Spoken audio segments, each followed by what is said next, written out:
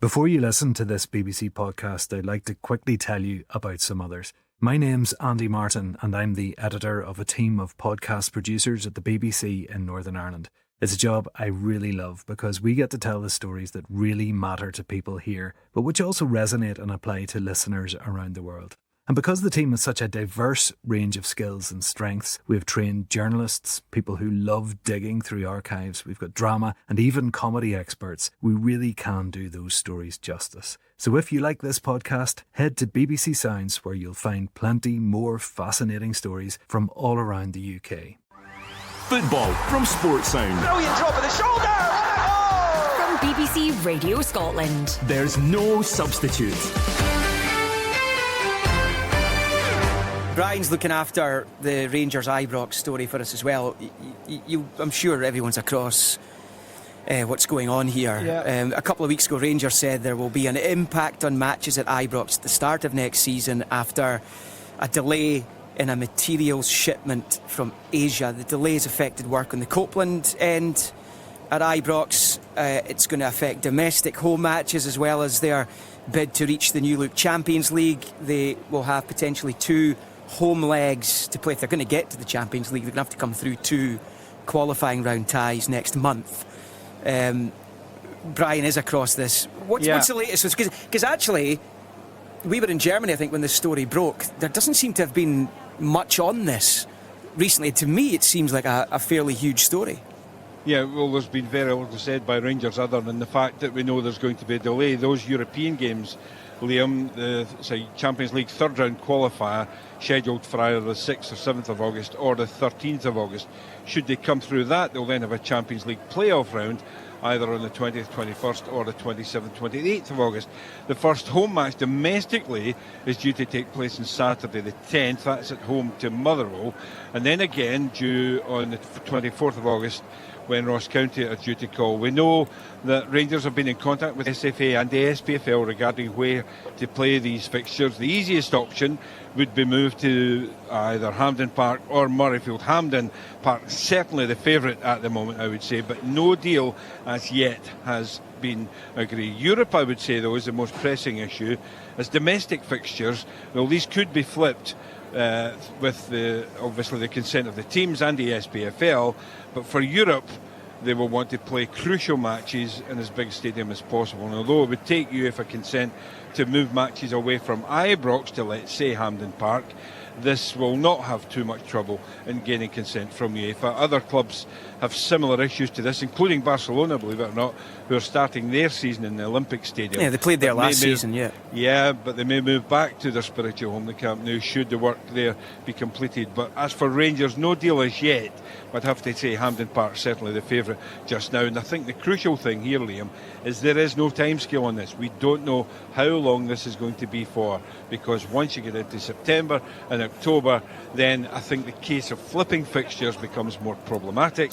And I think that's where I think the SFA, and the SFA will be putting it, they'll be trying to help Rangers, as indeed they would try to help any club who have got issues at the moment. But certainly Hampden, I would say, would be favourite, but no deal has been done as yet.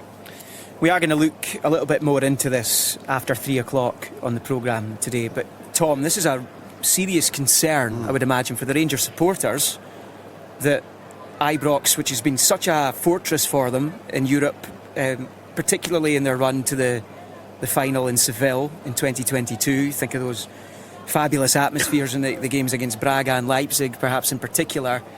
It's massive for them for matches like that, but just generally speaking. Yeah, absolutely. I mean, I think the former chief executive, James Bisgrove, picked a very good time to move to Saudi Arabia. Because, I think if he was still here now, there'd be an awful lot of angry Rangers fans pointing fingers in his direction. There's very little on this come out from Rangers. It looks to me like there's 3 options. I think I completely agree with Brian. Hampden would be far and away their chosen option. They could flip the games. Could they? They could flip the domestic games. What, just like that? So would they not require Motherwell, for example? It would require consent. I would imagine they would get that consent. I think the SPFL would be on board with that too. I don't think it's going to happen. They could play in front of 3 stands. I don't think that's going to happen. because then you're disenfranchising a section of the Rangers support, and there'll be skin and hair flying over that. Yeah. So I think they're really all in on Hampden. That is their chosen option. There's complications there with the Hampden pitch at the moment after Pretty in Pink. Or Pink, is it? Just Pink. Pink, just Pink. I can't believe you don't know who Pink is or how she's named, given you're a massive Swiftie. I'm a Taylor I just Swift. found this out earlier on today. There's Tom English is a Swiftie. I'm a Swiftie. There's nothing outside of Swiftie. The Pink, no, that's second rate. Third rate Swift. So it's Hampden. It's got to be Hampden. And as Brian says again, there is no timescale. We don't know how long this is going to take. This is a big story that hasn't probably got the airtime that it deserves. And we're talking at the moment about those Motherwell and Ross County games in August and the European ties. It could stretch out for a lot longer than that. We just don't know the nuts and bolts of this. So it could become a bigger problem for Rangers than it currently is. Bisgrove, I'd say he's sitting in Saudi Arabia. I don't know if he knew about it, but he should have known about it. And I think he's probably glad to be out of it, because this would reverberate back and hit him between the eyes. The lack of communication is a bit that worries me, in terms of if Rangers had come out earlier last week and said, look, we've made a big mistake. The orders, it's not went through. It happens, human error. But it'll be ready for the mother, or it'll be ready by this date. It's the lack of communication. It's almost as if they're in a panic. That's what it seems like. It's like it could drag on. Tom, I don't think playing in front of three stands is actually an option, because as far as I'm aware, there is certainly a fair amount of materials and grounds actually on the pitch at Ibrox, which would have to be moved, obviously. But yeah, so I think playing in front of three stands is an absolute non-starter at Ibrox for this season. Yeah, I mean, this is one, as I said, we're going to touch on a little bit later and keep an eye on in the days and weeks to come. We're going to be joined by a couple of Rangers fans after 3, and we're going to speak to a Celtic player who was part of the Celtic team that played an entire season at Hampden when Celtic Park was being renovated back in 1994-95. So it'll be interesting just to see, when you are at one of these big clubs, how important or otherwise it is to be taken away from your own stadium for these, what will be particularly, I mean, all the games are huge, obviously, but the European matches as well. It's going to be so important for Rangers to try and join Celtic in the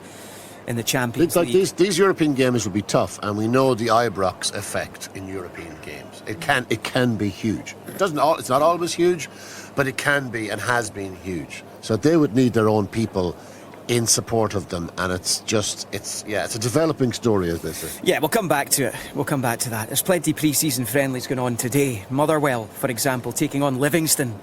And the Well have been in the news this week. Eric and Courtney Barnick say their proposed investment in the club can usher in a new era of prosperity for the Fir Park club. The US-based couple aim to provide £1.95 million over a 6-year period, with the offer contingent on the Well Society contributing 1.35 over the same time. The board of supporters group, the Well Society, the club's majority shareholder, opposed the plan and recently outlined their ideas for a fresh start for fan ownership. A 2-week voting period on the Barnett family offer starts on Monday. On the pitch, though, I'm delighted to say that the club's manager, Stuart Kettlewell, joins us on Sports Sound, kind enough to join us in the build-up to their match against Livingston, and their season officially begins in the League Cup against Edinburgh City next weekend. Stuart, how are you? How's things, Liam? You well? Yes, fine. I bet you thought the pre-match interviews weren't starting till next week. I was actually quite glad of it, I have to be honest. It's that dead time for managers between the kind of warm-up starting and the game starting. So, no, I was more than happy to come on and have a quick chat. Good stuff. How's the preparation been going? It's been going great. It's been going really, really well. We feel we got a real good start to last season, topping our group in the League Cup. And obviously starting off the league campaign very, very well. I think we started with 3 wins and some draws in there, and we started really well. So the preparation and the plan's been very, very similar. And we were fortunate enough to go out to a place in Holland, Delden, just next to Enschede last week, which was terrific for us last season, just in terms of bonding, bringing the group together, new players, the training facilities. And then this year we managed to throw in a kind of top game and playing 20 Enschede. So it's been really good. It's been littered with 1 or 2 injuries as kind of common practice now, unfortunately, in modern football. But hopefully we go over that situation. We're missing probably 6 today for this game against Livingston, which will be a good test and a really good preparation for moving forward to next week. But trying to tidy them up as best we can. And sometimes with managers now, Liam, it's focused on how you want to play and trying to build that fitness. But as much now, it's that sort of protection to make sure that you're not picking up needless injuries as well. Yeah, how important are these training camps abroad? Because I've just been keeping an eye on what Jimmy Telleen's doing with Aberdeen. He's just finished his 2nd week, so he's a new manager. So I guess for him, it's a brilliant opportunity to have quality time with the squad. But even though you've been there for a decent length of time now, about a year and a half or whatever it is, you know, it must still be, with all those new signings as well, it must be really great to integrate them and for you to spend time with the guys going into what you will hope will be a successful campaign. No, absolutely, and I think I think a lot of clubs, Liam, will prioritise sort of mid-season trips and various things. I just always feel that it's so important. You know, we probably get one shot at this. We won't be able to do it over a couple of occasions over a season. And I always just think that foundation, that platform that we've been fortunate enough to build. But the clearest way that I can put it is, it's so important to me that we get a chance to sort of live together. You know, we live under the one roof. We see each other for every meal. We spend so much time on the training pitch, analysing sessions and training sessions and games. And you reference, and rightly so, the new players and how important it is to them. But I still think it's really important with your kind of stalwarts and your nucleus, guys that have worked under me for 18 months or so, that I continue to drive standards with them and try and pass on that message sometimes from the experienced players in the group, not by age. I always talk about this experience in games. You know, we're even speaking about young Lennon Miller being one of the ones that drives the standard and the understanding of how we want to play. And it just gives me a real good opportunity to do that. And as I say, if we get that amount of time, what's really important to me is coaching on the pitch and having a real clear identity of how you want to play. And the non-negotiables, as I would call it, but how do we play in possession, how do we play out of possession?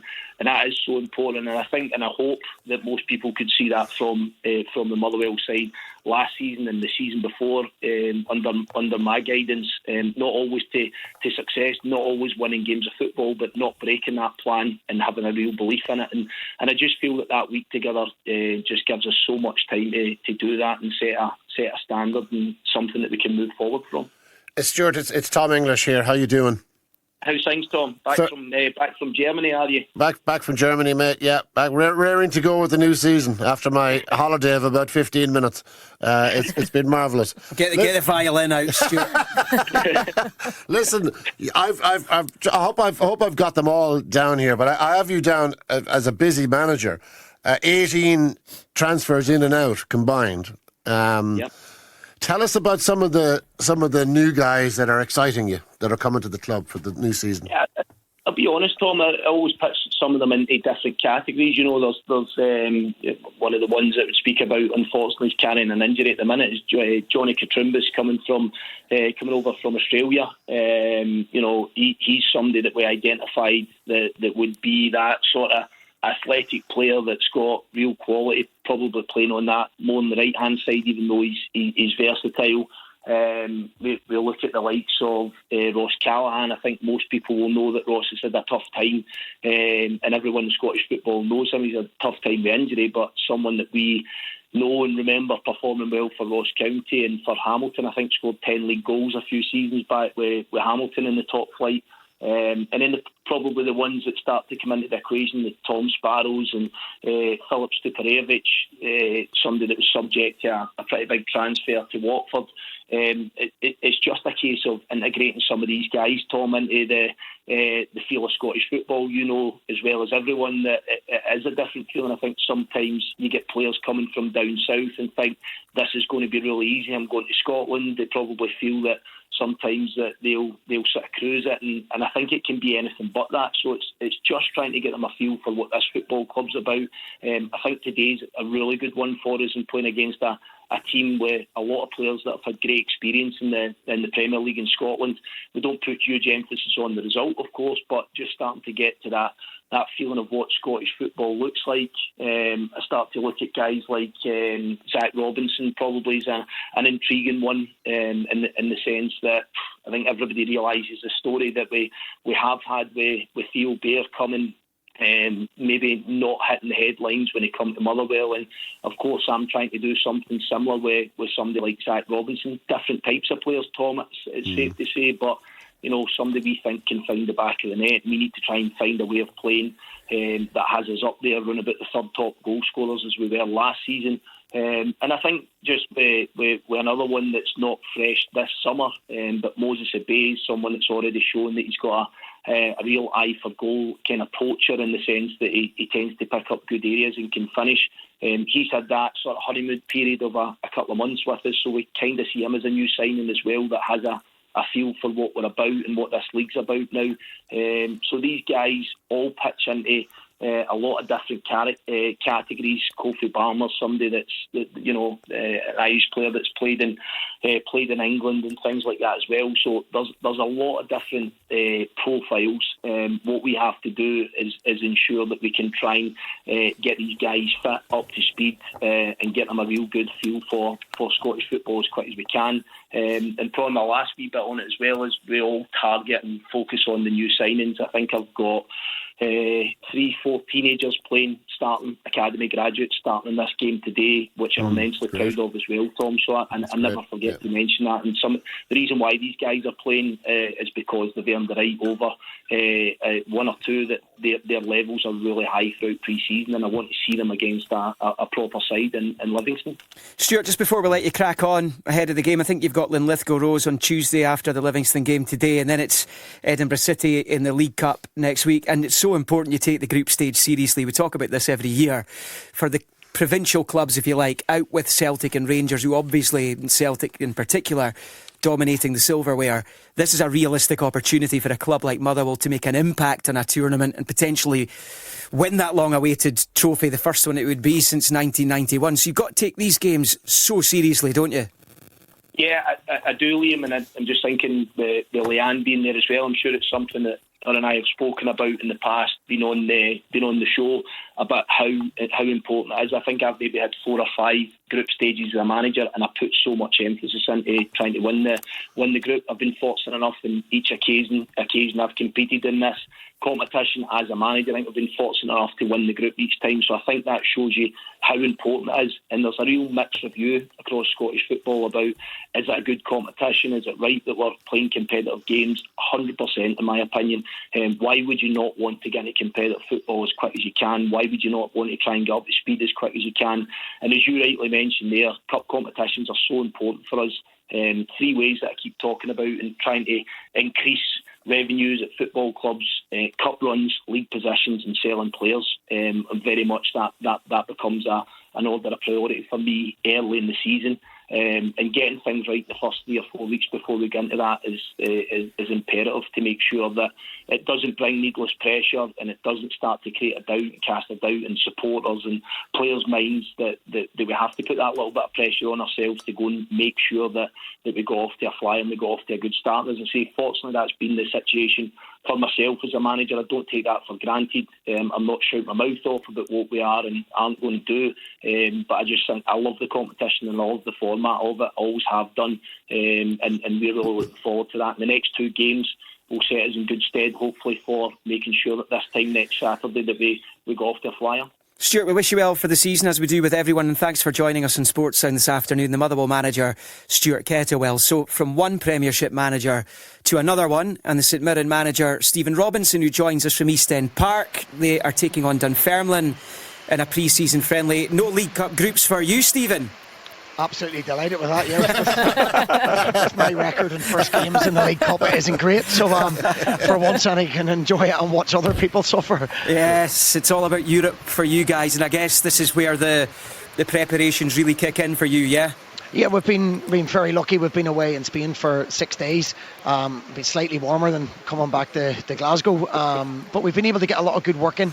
The boys were training 2 and 3 sessions a day, getting the newer boys up to speed and obviously reinforcing what we've done last season. So it's been a good bonding exercise, and now we're back to the reality of it and starting to build towards the European game. The reality is that it sounds like it is absolutely chucking it down in the kingdom. Is that correct? It really is. We went from 30 degrees to about 5 degrees. So, but credit to Dunfermline. It's a fantastic playing surface, a lovely arena as well to play in. So it's a game we've picked 4 hard fixtures for pre-season because we believe that we'll need that in terms of our preparation going forward. How different has it been this year? Because you've obviously got this European tie to look forward to. You still don't know who you're playing. I think the first leg of the match between Valur and Valaznia of Albania takes place this Thursday, the second leg the week after. How different has it been from your pre-seasons previously at St Mirren and at Motherwell? I think I've been quite vocal at times about the League Cup and the format. They're pre-season games, and yet it's really set up for you to fail because you maybe don't have your squad together. It's a difficult time of the year to get results when everyone's still getting up to speed. So it's certainly been better. We'll have more time to prep. As you rightly said, we're not sure who we're playing yet.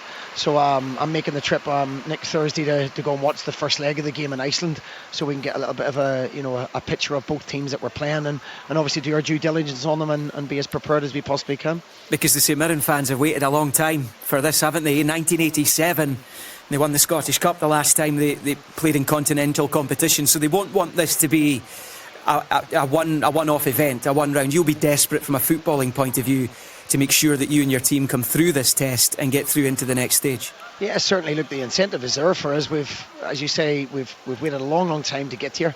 I think people were praying that they didn't get teams from Northern Ireland and Southern Ireland because they wanted a European feel to it, and we've got that. It's fantastic, and there's been a lot of hard work from everybody at the football club to get us to this stage. I think it was a dream, really, probably 2.5 years ago, to be a top 6 side and follow that up with European football. So now we're here. We can't rest on our laurels.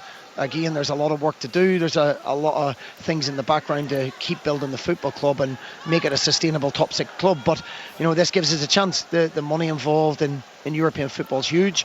In recent years, teams from Scotland maybe haven't progressed like we would like. So we'd certainly like to buck the trend and show how good a team we are. Yeah, Tom, Tony Fitzpatrick was almost lampooned for suggesting that St Mirren could be top 6 and qualifying for Europe. I was about to say. Was it on not Twitter? Was this a tweet that people were dredging up again? Yeah. Not so much top 6, but he said that the title was there to be won. This is when St Mirren had finished 10th or 11th or 12th for about 10 years in a row. But listen, he's ultimately been proved correct, thanks to Stephen and his players, and it was a fantastic season last season for you guys. Enjoyed watching you played with ambition, and a bit of a smile on your face as well, Stephen. You've lost a few players. We talked to Stuart Kettlewell earlier on. You've lost a few, you've gained a few. Tell us a bit more about the incomings for the new season. Yeah, it's firstly Tony. Tony was fantastic to me when I came into this football club, and he's a really positive guy, as you know, with his statements. And he was one of the first people that I text to say thank you for the support. So maybe he's seen something nobody else did. Listen, in terms of losing players, we're a club. We tried to build the football club and sell it that we bring players in for free. We develop them, we sell them on, we move them on to bigger money or bigger supposed clubs. And we've done that again. We've offered contracts to Keanu Bacchus and Ryan Strahan. They've chosen to go elsewhere for more money and different opportunities, and we respect that. But I believe that the replacements we've brought in, we've brought in Sean Rooney, who's got a lot of Scottish experience, and he's played in Europe before. Actually got sent off the last game, so he may miss the first game. We're still trying to find out. He'll probably focus on his League Cup and Scottish Cup winning. I think he should do, to be fair. But we've brought Sean in. I believe that he gives us something different than Ryan. A big physical presence, a goal threat as well, but obviously that experience. We're a young squad. We've brought Ellery Balcom in from Brentford. Zach was fantastic for a similar mould, a younger goalkeeper, but can play out from the back. He's very good with his feet as well, which all modern goalkeepers now need to be. And we believe he'll be a really good signing. Austin Smith is another boy, probably in the Caelan Boyd Month type, where nobody really knew of him. Somebody I knew from a long time ago back home, and we've managed to bring him in based on what he believes has been done with other players like Richard Taylor and Caelan Boyd Month, Bacchus and Strahan, who nobody had heard of. So we feel we've strengthened the squad. I've missed one. I know I've missed one and I can't remember. Roland Ado. Yeah, Roland again was a boy I followed from Ireland. He got a move to Shrewsbury. They paid money for him, and somebody who hasn't maybe fitted into the current manager's style, but he's someone I like. He's really impressed us in pre-season, and possibly different than the midfielders that we've got. A little, bit more inventive. We needed to score more goals than what we scored last season. But we've also got Jonah Ayunga and James Scott back fully fit, and they're like two new signings for us. Although we haven't strengthened the forward line, I believe them being fully fit will be a big boost and bonus for us. This is Sports Sound from BBC Radio Scotland. A golden goal! Absolutely tremendous. There's no substitute. Talking of injuries, in the middle of April and heading towards the end of the season of his life, Lewis Ferguson was struck down by a cruciate ligament injury. It not only ended what had been an award-winning and historic season for him personally and for his club side Bologna collectively, it ruled him out of a certain place in Scotland's Euro 2024 squad. And of course the upcoming Champions League and Nations League games. Now almost 3 months on, he joins us now. Lewis, hello, how are you? I'm good, thanks, I'm good. It's good to hear from you. 6 to 7 months was the prognosis. If it's 6, then you're, to put a positive spin on it, you're halfway there. How's it going? Yeah, it's been good. Been difficult, of course. There's been ups and downs, but I'm positive. I'm happy with the way I'm progressing. I'm starting to feel more and more like myself again, physically. And yeah, I'm looking forward to being back outside. That is obviously my next step. I'm just looking forward to getting outside and getting on the grass. I mean, I've got Stephen McGinn and Leanne Crichton with me in the studio, and I don't know if Tom's had a cruciate injury before, but I know that obviously Stephen's just been talking about the one he had at Watford.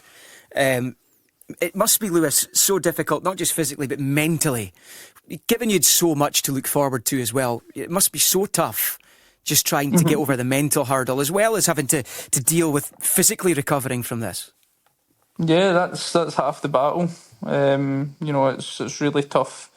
Obviously, in the beginning, it's really tough physically in terms of you can't move much, you can't live a normal life, you can't do the things that you would just normally do. And yeah, mentally, it was really hard. There's never a good time to suffer an injury like this, but I just felt the timing was really bad in terms of having the Euros just around the corner, and that was really my first thought as soon as I got the results back from the scan and the doctors were explaining to me. It was my first question before they had even told me that I'd done my ACL. My first question was about the Euros, so. Yeah, mentally it was really tough, but I'm in a much better place now, and I'm really positive about the rehab and everything that I'm doing. Are you on the initial target just now? Is it going to be a 6-7 month thing? Will you play football this calendar year? Well, yeah, I'm hoping to.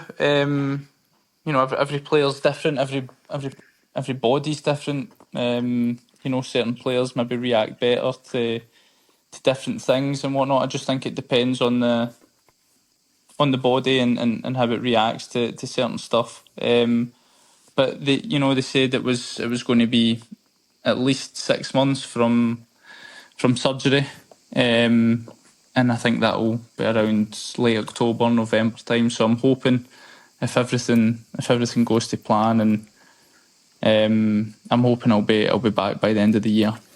How difficult was it sitting there watching your international teammates at the tournament, a tournament that they struggled in, and you were obviously sitting at home unable to affect it, given the season you'd had? There was every chance you could have done.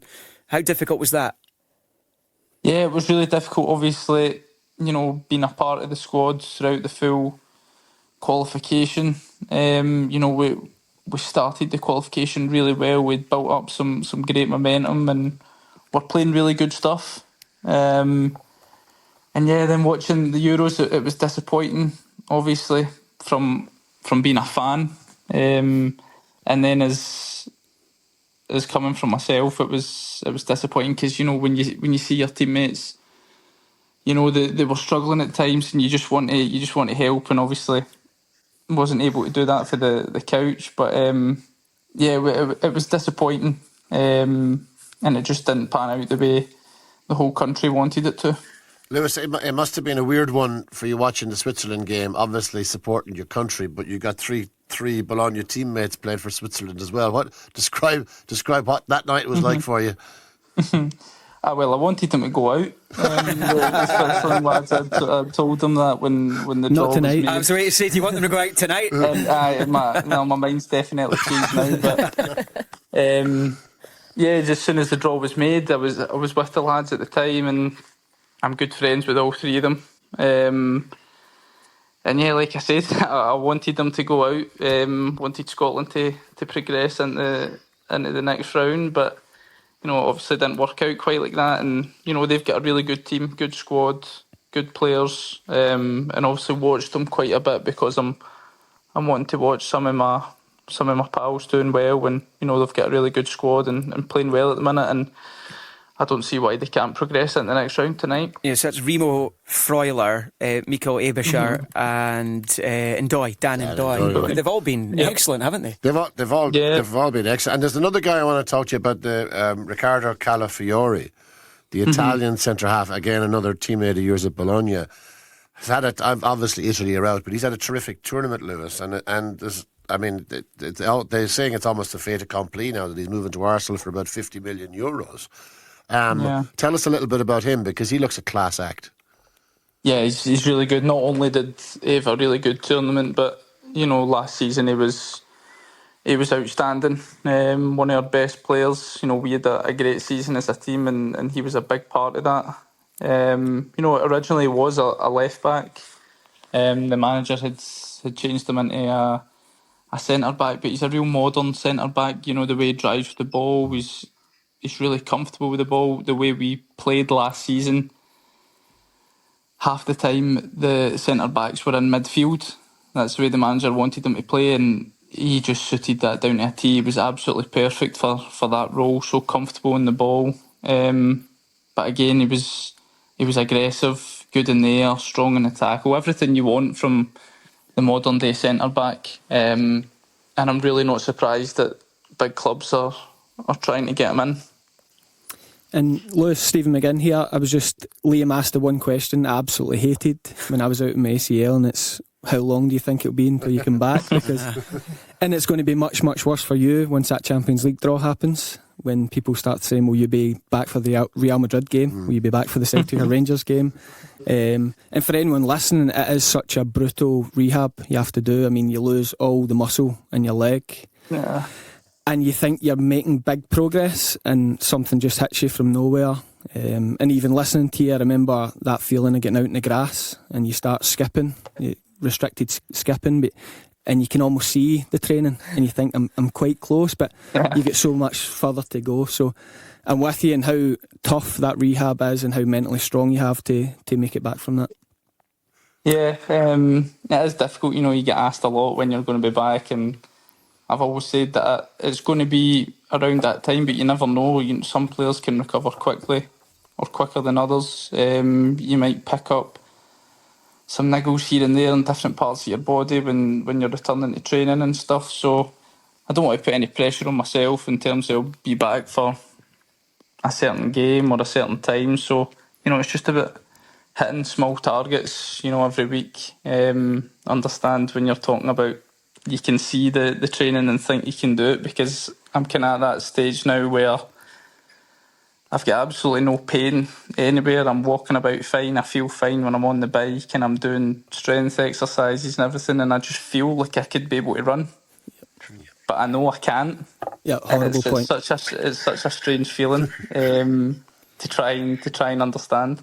So when Liam phones you in a couple of months and he asks how long you think, and just say, no telling you. Just hang up. That's what we all do with Liam phones. I make no apologies for asking, because we all want to see him back in the pitch. Just desperate to find out when. Leanne. Lewis, it's Leanne here. I was just wondering, I think it's fair to say you've embraced the culture over in Italy, but with this injury and the Euros and everything that's gone with it, have you had a balance where you've been able to get back home to Scotland and spend some time, or have you been kind of solely focused on your rehab over in Italy, and is the club looking after you kind of daily with that as well? Yeah, the club been excellent. Obviously, as soon as I got the injury, your head's all over the place, and they were really good with me. They put me into rehab straight away, literally 4 or 5 days after the surgery. I was in at rehab. So obviously you can't do much at the beginning, but it was just icing, massage, just small exercises. I've only been back home once, just a couple of weeks ago. I was in for most of the summer there, and I had a couple of weeks break and went on holiday and then got home for a weekend before coming back. But yeah, the club have been excellent, and the rehab place that I'm in, which is right next to the training centre, is top notch, really good, and the physio that I'm working with is excellent. Really helped me, when you've got days where you feel really good and you feel that you can do a lot, he kind of tapes you down a wee bit, and then there's some days when I've literally got no energy and no strength, and he knows exactly how to deal with the person as well as dealing with the athlete. So I'm really positive. What about the club as well? There's been obviously a kind of fair bit of change for the point you kind of came out the team and manager wise. Is it a period of limbo as well, where you're sitting looking at how good it was last season and the performances that you had, and also the players that we've mentioned and spoke about that are having brilliant tournaments? There's then maybe a transfer window and other clubs start to look at them as well. Are you kind of sitting crossing your fingers and toes and hoping that you keep the kind of core of the group together and you can kick on, certainly as Stephen mentioned, with the Champions League draws coming up as well? Yeah, we had such a good season last year under the manager. The manager was phenomenal, had us playing some really good football, and obviously it was sad to see him go, but he obviously wanted an opportunity elsewhere, and you couldn't be angry with him for that. But yeah, I hope we keep, I think we will lose a couple of players just because how well we've played last season.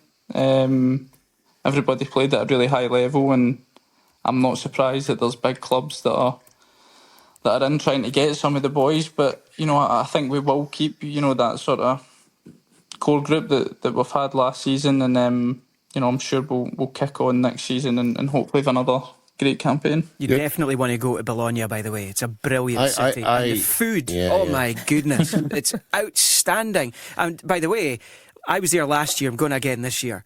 I was in a taxi to the railway station. I think I spoke about this last year as well. And it was a massive Bologna fan who was driving me at the station. He's got all the tifos and the pennants up in his taxi. This guy loved Lewis Ferguson. Let me tell you. Oh my goodness. But it's a great city, Lewis. And when you take out and I know you can't forget about the injury, but when you look at the season itself that you personally had, winning awards, De Rossi, Tonali, Pirlo have all picked up the award, the Bulgarelli award that you won for best midfielder. I think it was actually, talking about the standard in Scotland, I think Ilber Ramadani, who left Aberdeen to move to Lecce, was second on that list. So, they're picking up some good midfielders from this country. But when you look at that, you've got so many positives to take from that, and that must drive you to come back stronger from this.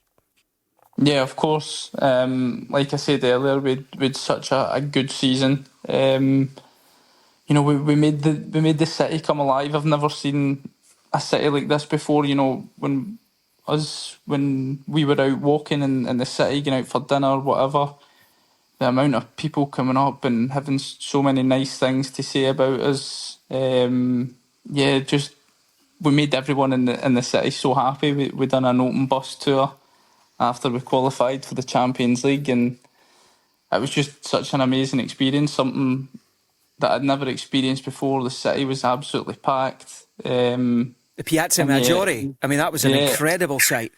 Yeah, and that place was that place was full of fans. All the way from the stadium to the piazza. It was full of fans, and there was fireworks. There was songs. There was everything, and it was such a good experience. And just having the memories and stuff, it's just sort of given me that motivation to go back and be better. I always wanted to become a better footballer, and I've never had this time away from football. So, it's just driving me to come back and be better than I was before. Lewis, obviously Thiago Motta's gone. You've got a new manager at the magnificent, for an Italian football manager. He's named Vincenzo Italiano. I mean, how cool is that? What do you know of him and his style of play? And do you think you're going to fit into the way he likes to play football? Yeah, I hope so. He obviously was the manager of Fiorentina for the past 3 seasons, I think. He took them to, I think it was 3 finals, which they did lose, but it was obviously a good campaign. They got to the Conference League final twice, and the Coppa Italia final once. So played against these teams. They weren't similar to us, but they liked to play out from the back. It was very possession based, attacking.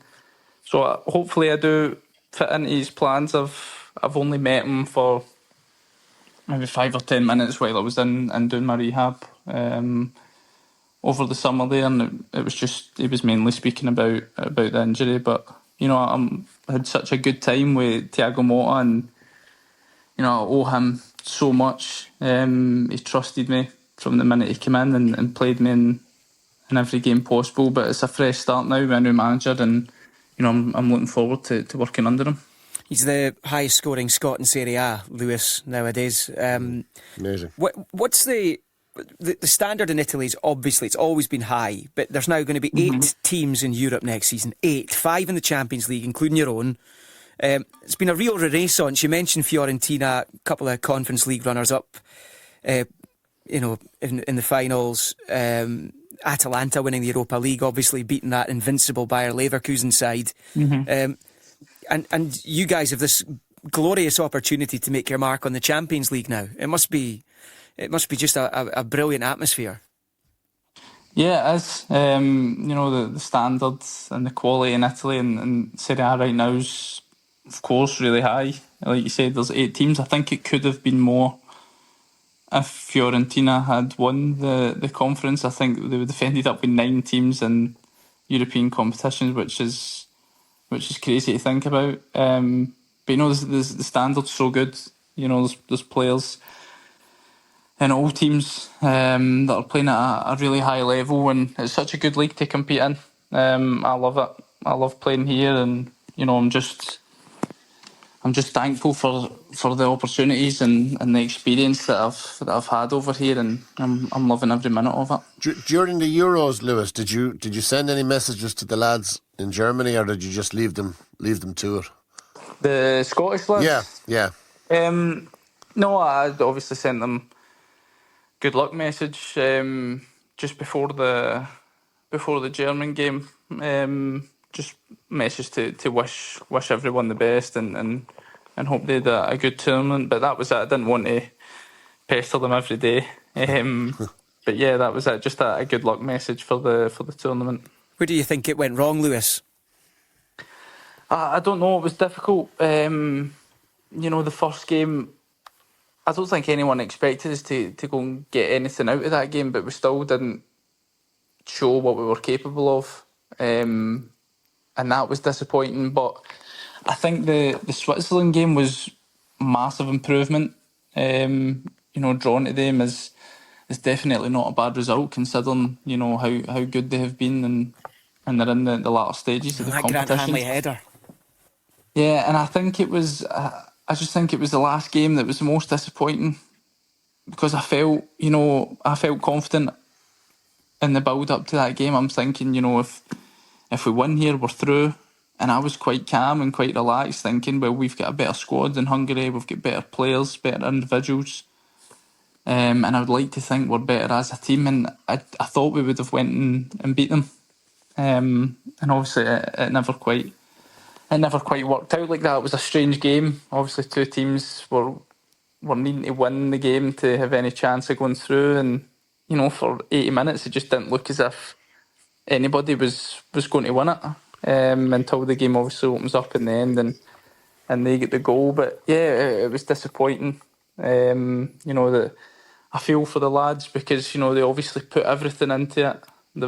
They've received a lot of criticism as well, and it'll take a wee bit of time to get over. But I know every one of them. I know the staff, and I know they'll be ready to bounce back as soon as. It's tough enough to go out of the tournament like that, Lewis, I would imagine, but to go out knowing that you haven't done yourself justice, you haven't fired any shots really, that knowing that you're better than that's just worse again, isn't it? Yeah, that's obviously the most disappointing thing. I think if we turned up and we played really well and we gave everything, and we just fell short with better teams, then you could kind of accept that. But I just felt like we were good enough to go and get out the group stages. I'm sure the lads felt that, the staff felt that, and probably most of the country felt that we were good enough. And like you said, that's just the most disappointing thing, is we just didn't quite show how good we were in front of the full world when you're on that big stage. Everyone's watching, especially the first game. We didn't quite turn up and do ourselves justice, but it's time to. It'll take time to get over it. We'll reflect, we'll look back on it and see where we can improve and go again. I noticed the old man made it out to Germany in the end. He did, aye. I'm sure he enjoyed it. I spoke to him last week when I was home, so he seemed like he enjoyed it over there. Apart from the injury, you just sound so settled out there, having listened to your interview since you left Aberdeen and, going to this club and being made captain and everything else. Do you see yourself staying at Bologna for some time to come? Well, yeah. Obviously, my full focus is just getting back playing. Of course, but I'm happy here, and that's important for me. I think when you're happy, you play well. And like you said, I settled in pretty quickly over here. Found myself living in a beautiful city, good people, good weather, good food, and a great club. So I settled really quickly, and I'm happy over here. And I think when you're happy off the pitch, you can see that on the pitch as well. And certainly last year, I think I probably played the best football that I've played so far in my career. And that's down to wee bits of everything, but I think a big part of it is being happy off the pitch and happy in your life at home. And Stephen is proof that there is football to be played after an injury like this. Yeah, that's all I would say, Lewis. Just keep making the small targets. Try not to focus on. It gets hard again once the football starts. Like everyone's doing some sort of rehab, but once that football starts, and as you say, you're out in the pitch, but you're not quite out in the pitch. So just keep at it, keep working hard, and as I said, next time anyone asks you when you're going to be back, just don't answer them. Yeah, thanks, Stephen. Thanks for that. Just before we let you go, what's it been like around about the city and the country since Italy were knocked out of the tournament? Yeah, a little bit strange. I didn't feel the sort of buzz that. Well, I don't know if that's just me because I'm not out there and talking to everybody about it, but I just felt when I looked back home, I thought there was a real buzz about the tournament. Maybe that's because we've not been involved in so many. But yeah, they were the holders, and just for the people, the Italians in and around the club and the staff and stuff, I didn't really feel that sort of buzz for the tournament. But I've spoke to them since they went out, and they were just a little bit like, yeah, disappointed, but they didn't. I don't know. Maybe it's just me, but I felt like they didn't seem that bothered. which is a little bit strange. And I watched a couple of their games. Obviously, wanted to watch Ricardo, and he played really well. But as a team, they've got some really good players, but it just felt like they weren't a team. So I think the overall emotion in the country is just they're disappointed, as they would be going out at that stage. They're probably a kind of bit between eras, actually, the Italians just now. We'll wait and see. Is the big screen up in the Piazza, Lewis, again this year? Because they were screening classic movies last summer. That's up good. Well, I'll maybe get stuck into that. Yeah, that's every summer that big screen comes out, the free cinema. Oh yeah, that's an amazing thing. It's free, Aberdonian here. Yeah, free, Lewis. You see, this fella here. That's important. That's important. But Lewis, it's lovely, right in front of the big church and all the stuff. So stunning. It's really nice. Absolutely stunning. Lewis, good luck with the rest of your rehab, and thanks very much for joining us in Sports. And lovely to hear from Lewis Ferguson. And Brilliant. It's Brilliant. I mean, this guy was a star in Italy last season, and you just wonder. And Stephen's in the studio here, and he'll probably hope that he comes into the same team as John and McTominay. You just wonder if Lewis Ferguson's opportunity in the national team isn't too far away. I know he's come off the bench a few times, made a couple of starts, but now perhaps is the chance for him to, if Steve Clarke wants to shake things up a little bit, to once he's back from injury, to get himself into the starting 11 on a regular basis. Yeah, definitely. I mean, Lewis said before, Lewis Ferguson couldn't have done any more. If he had gone into this tournament fully fit, he did his part. He has had an amazing season, part of an amazing team, and I just probably doubled down a bit on the fact how hard that injury is psychologically. What you need to do every single day, it is an absolute grind. I mean, trying to get muscle. The good thing, one of the big things for me in my transition, I lost the physio, but in my transition, the Pozzo family taking over at Watford. And the Italian medical team came in, and they were huge on both legs, being the same size. So I'm sure that's something Lewis is doing. But that grind with trying to build muscle back into your leg, and then that next bit he's talking about, I'm feeling good, I'm really close to the pitch. Honestly, that feeling of getting your boots back is an amazing feeling. But then the disappointment, you realise you've still got about 4 months down the line to actually get a couple of games in. So I'm sure his focus is just on these small battles, as in if he can get anything anywhere near close to the form he was in before his injury, not just the Scotland team, he'll be pushing for a big move. I think if he can get anything close to getting back within the 7-month period as well, would be phenomenal. Because a lot of players you're looking at least minimum 9 to 12 months. So hopefully, as he says, that there's a lot of positive signs there as well. Listening to him, the fact that he is pain free. I know some players that have had that injury recently, you can tell early on there's maybe things that haven't quite settled. Stephen, I don't know how you felt, but certainly players that I've coached and worked with in recent years, even going back to players like Rachel Corsie, who did it probably the best part of a decade ago, you knew that she was right on track right from the get-go, whereas other players it kind of looks and feels different. So the signs are positive, but what a mindset he's got as well to be over there in Italy in the season that he's had, and the setbacks mentally, Liam, as we've touched on with him, just devastating, the football that he's missed out on. Did you ever get the chance to move to Italy? You talk about the Italians at Watford. They had the tie-up with Udinese, didn't they? I probably still do, actually. Was that ever in the offing? No, I was just coming back from my rehab. So I got back. I was in the matchday squad for the last game of the season, and Sean Dyche was the manager. It was, I know what you can do. Let's not risk anything. See you next summer. But then the takeover happened. But what you have with that kind of club group is, as pre-season was going on, guys were literally being told in Udinese, you're going to London the next day. So we were part of that group. There's a lot of us, even the club captain at the time, John Eustace, who's now a manager. We were the afterthought. We were the ones that trying to move out. We weren't within the 3-club system. So no, I didn't have the chance to go in the exit door that way. Udinese's not as nice as Bologna anyway. It's not as nice a place. You look like what is Steve Clarke doing right now?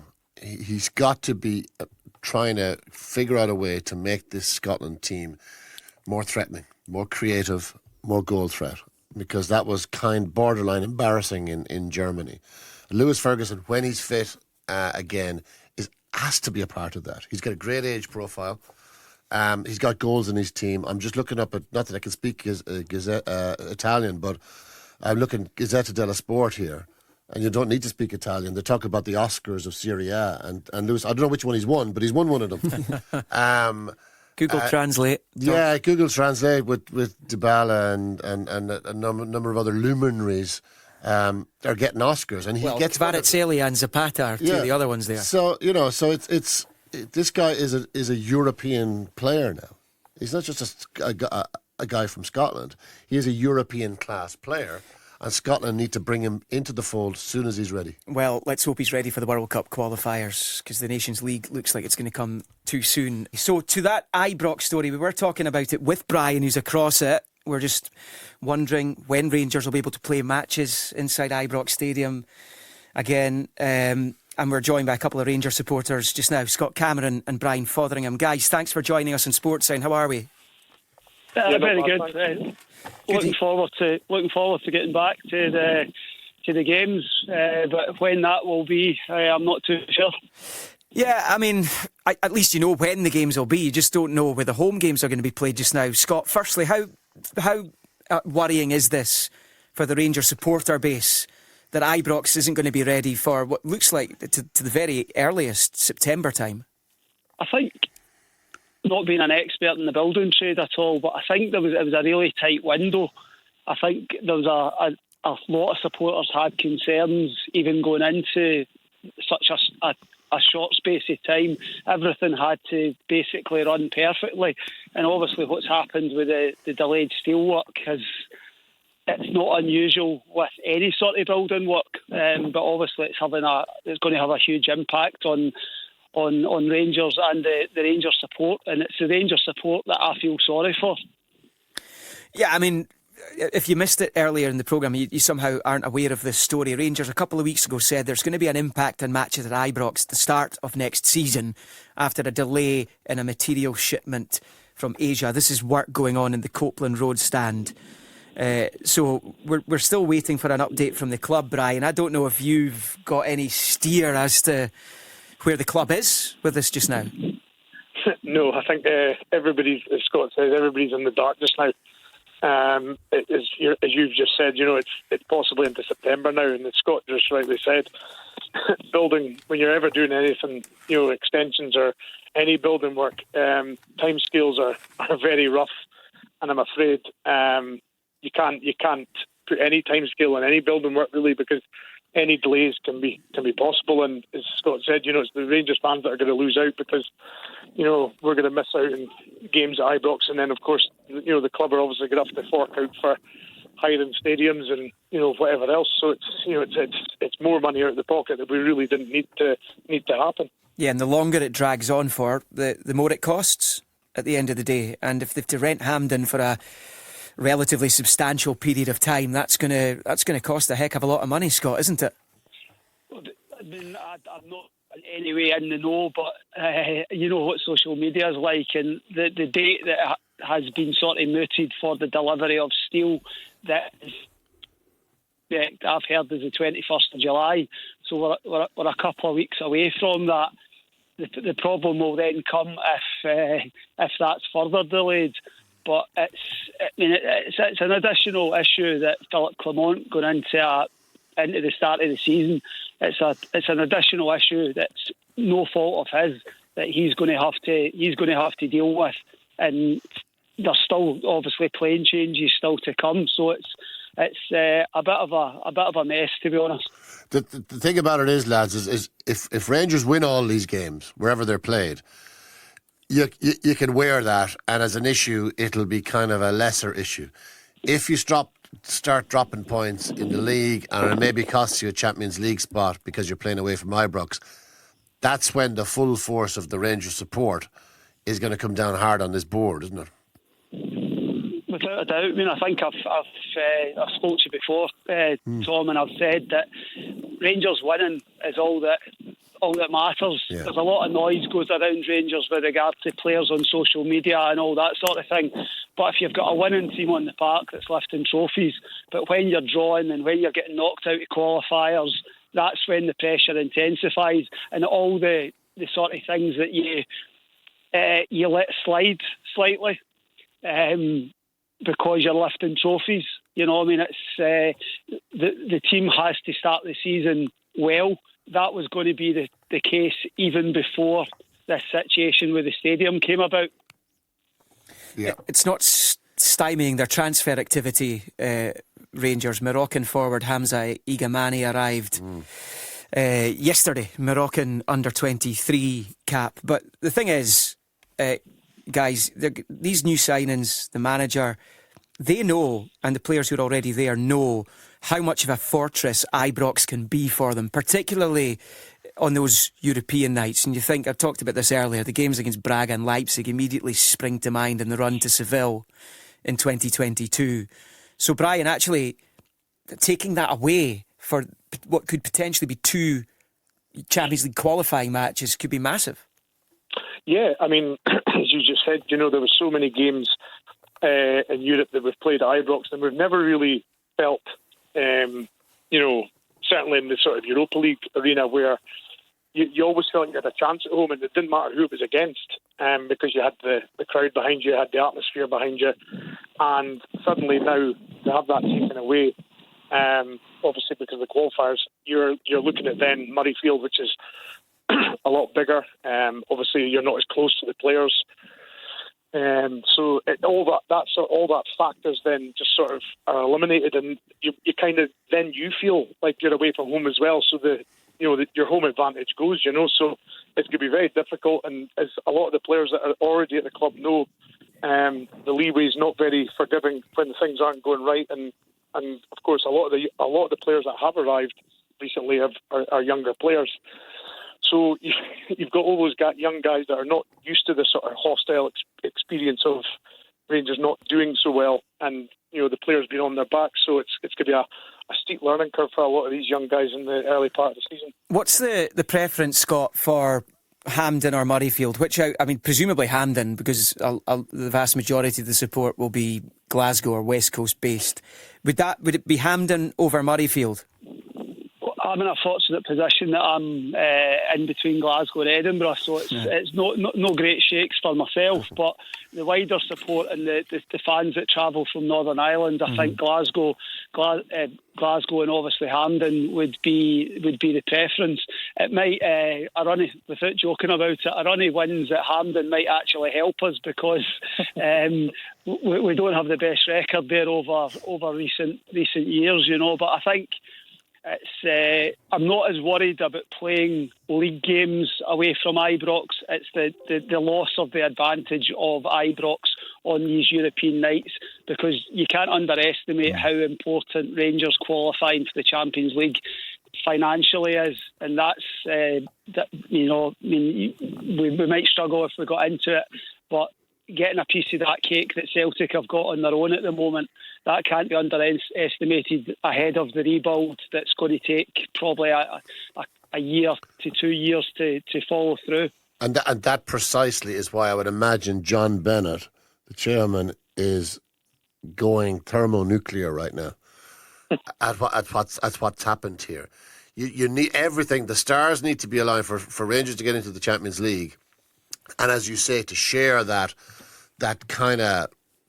financial bonanza. It's always a bonanza, but it's an even bigger bonanza this time. Well, here's the possible route. So qualifying round 3 is where Rangers drop into, a third qualifying round. So Union San-Gilloise, possible opponents. Rangers played them a couple of seasons ago, beat them, of course.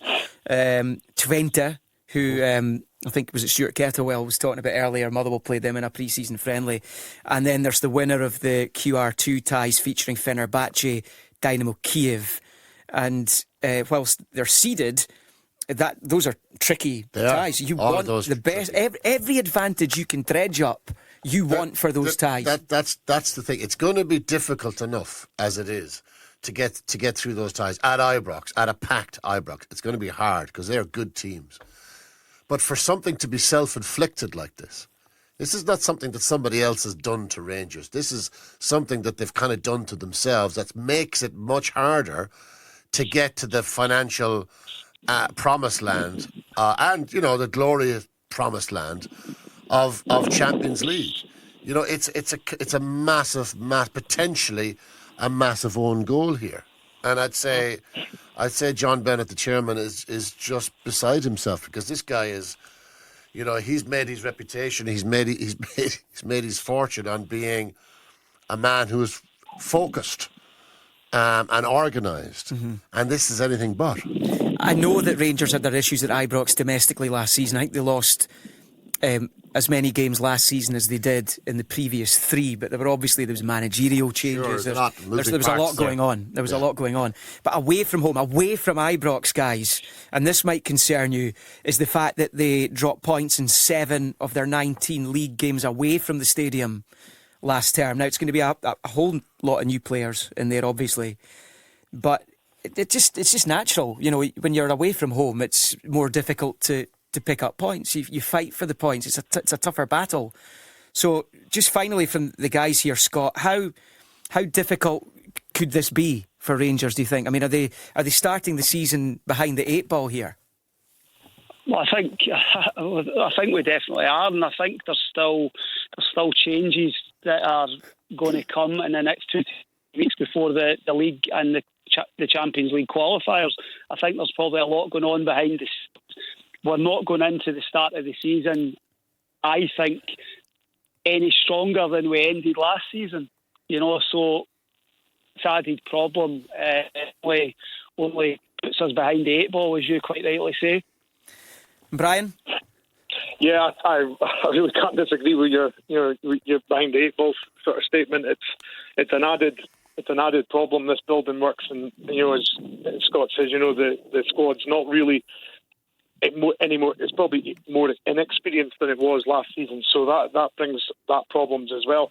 And I think the other problem we've got is I'm quite sure that Hampden's ruled out for Rangers playing there, because I think Queen's Park's put out a statement as well. So I think at the very best it's going to be midfielder or nothing. So that's another sort of issue, because I think Hampden's getting works done to it as well. So from what we understand, Hampden is a live option for Rangers and is probably the most likely option for Rangers. Queen's Park have got games. Yes, they do. I think there's the possibility that they might be able to use lesser Hampden.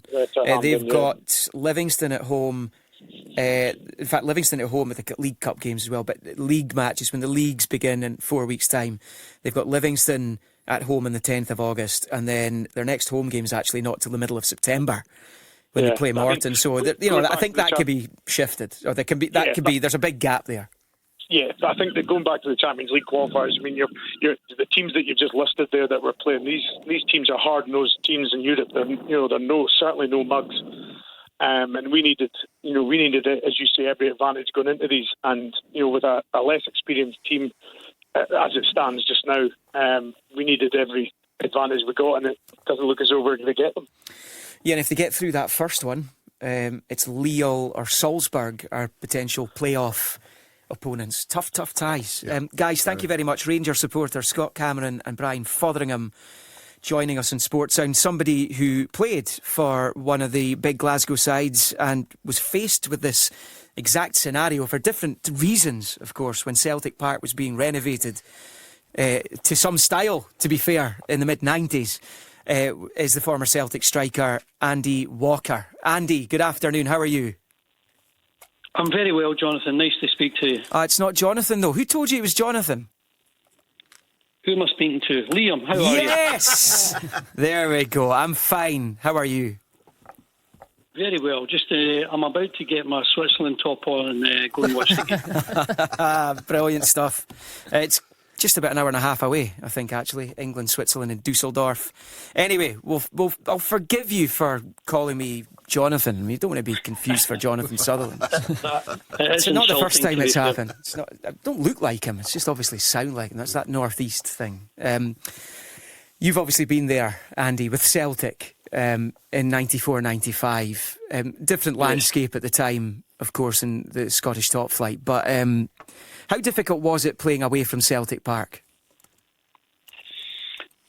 I don't think it was that difficult. I mean, the problem we had was it was a poor Celtic team, and if you go back to that era, Liam, we finished fourth, and our results against Rangers were actually quite good, but we drew an extraordinary amount of games. But I think the important thing here is that we all knew in preparation for the season that we wouldn't be playing at Celtic Park. This was in the plan. Celtic Park was going to be reconstructed, and it was a very strange time because Celtic were struggling for a number of months, and thanks to the intervention of Fergus McCann and guys like John Keane, the club was saved, and then Fergus slowly began to turn the whole place around, and he began to invest in the team. I remember speaking to the manager, Tommy McLean, Tommy Burns, who Tommy was saying to me at the start of the season, we've got a bit to go, Andy. And it was only, I think, once he started to sign Pierre Van Hooijdonk, who made his debut that season, Andy Tom came in not long after that, and Tommy began to put together a team that could challenge Rangers. At the time, we were struggling to challenge. We were a poor side, and Aberdeen were better, Motherwell were better, and Rangers were a lot better. But I think the point here is that we all knew we were going to be playing at Hampden, so there was no real shock there. But was it, supporters-wise, I think the Celtic crowd, the crowd you see nowadays, 60,000 every second week at Celtic Park, or whenever they're playing at home, you weren't attracting that number. So I suppose you weren't as reliant on a massive support. And as you say, Celtic were not challenging for the title back in those days. But it must have still been a surreal experience, because Hampden at that point, had the main stand been finished? I don't think it had. I don't think the south stand of Hampden had been. But the rest of it had been as it is now. How did you find the atmosphere? Not as good as Celtic Park, obviously. I mean, previously we'd played in front of the Jungle, where the real core of the Celtic support would congregate, and you know what it's like when you're playing in front of your home crowd. I think any player will tell you they can put a yard onto your stride. We didn't really get that at Hampden, but I would just go back to it. It's all about the team. It's all about the quality. And if you're winning games, you're happy to play anywhere. And I don't know how long this problem with Rangers is going to take, but you can be sure that the extra confidence you get at home, the familiar surroundings, not just the pitch and the stands itself, the dressing room, just the preparation for the game, driving there, everything's very familiar. But when there's a bit of a shock that you're not doing it and it's unexpected, I don't know how the Rangers players will handle that. Yeah, I was going to say, do you kind of feel that this gives Celtic an advantage before a ball's kicked? I think Celtic have got an advantage, Liam, because they're a better team. They're a well-oiled machine, and I'm sure they will get a few signings in the bag before the season kicks off. They've got a number of positions that they want to strengthen. Brendan Rodgers has come in and, I thought did really well towards the end of the season when it looked as though it might slip away. But I think as long as they get his players in, I think they've got a financial advantage. They've got a financial muscle that Rangers are struggling to compete with. And I think that's the key to everything. Obviously, it doesn't help if you're not playing in those familiar surroundings. And whether it's Hampden or Murrayfield, you'll just lose a bit of an edge to your game, I think. Andy, it's Tom English here. This is kind of taking me into a parallel universe. Looking up the results from Celtic's season, that season you were at Hampden, and shows you how the world has turned for Celtic. 5th of March 1995, Celtic 2, Aberdeen 0 at Hampden. Attendance 20,621. I mean, that would be a disaster nowadays for Celtic, wouldn't it? You can, if you go back to that period, there was so much concern about where Celtic were going. The old board, the supporters were putting so much time and effort into trying to make the club a bit better, and it was only after the intervention of Fergus McCann that having saved the club and just put them on a totally different direction. And first of all, I mean, I can remember the great celebration. If you move it on 1 year, and there was a beautiful pre-season game against Newcastle where that whole new stand was was up and available, and people were buying Celtic shares. They couldn't wait to get into the stadium, and it was you see it now, and there's a waiting list. It's a beautiful stadium, but I think more importantly they've got a good team, they've got a good manager, and I think all that's lacking if you're a Celtic supporter is to try and make some progress in Europe. That's what they really want. See, just to pivot to the transfer window, Celtic yet to be active in incomings just now. I was listening to an interview with Brendan Rodgers. They were at Somerset playing Ayr United last night in a friendly, a 1-1 draw. Yeah. It was a very experimental Celtic side. Brendan Rodgers seemed pretty calm about the fact that they've not made signings yet. He said we could have had 9 new signings in at this point, but it's quality he's wanting, and that was the point he was trying to make. He needs a new goalkeeper. That will probably be one of his priorities. But Andy, where do you, as a former Celtic player with an affiliation with the club, is it something that you're concerned about at this point? It's still very early, isn't it? Early July. Yeah, I think that's the important point. It's still very early. I do imagine that I can remember going back to the January window when Brendan was talking about more quality, and then the narrative seemed to change. He was going to work with what he had, and I think he's shown his qualities as a manager. I think with his leadership, it helped a great deal for Celtic to go over the line towards the end of last season, not just with the league title, which is the most important, but also the Scottish Cup. And I think if you've got to trust the manager's judgment. I know that there's almost a signing committee, if you like. They look at all the stats, and if they are good, then it tends to lead you towards signing this player and taking a bit of a chance. But I think if Brendan Rodgers gets his way and he gets a wee bit more sway in trying to convince others who might be a bit of quality, then I think it's too early to be panicking. There's so much time left, but obviously there are key positions to be filled, and this is not just for the challenge domestically. Celtic have shown that they are more than capable of handling the domestic challenge. I think most Celtic supporters, certainly ones I speak to, they want to make some sort of impact in Europe. They don't want to be cannon fodder there. They really want to try and compete and give their supporters some special memories, some new memories, some really fresh ones. Speaking of fresh memories for Celtic, the memory of Adam Idah scoring the winning goal in the Scottish Cup final will be fresh. Celtic are clearly very keen to bring him back. Norwich City turned down a bid understood to be around the £4 to £5 million mark. Brendan Rodgers was asked about him last night. He was very coy in his response. Says he's a Norwich City player. I don't want to talk about players of other clubs, but he's clearly somebody that Celtic want back. Do you think, Tom? And I'll ask Andy if he thinks it's worth it. Do you think they go back with a bigger offer for him? I think they will. I think they'll get Idah. I think they want him. I don't blame Brendan Rodgers for being coy at all. You're not going to jump up and down and say, we're desperate for him, because the price only goes up. So it's a bit of a poker game at the moment, and I think a game of poker is being played currently.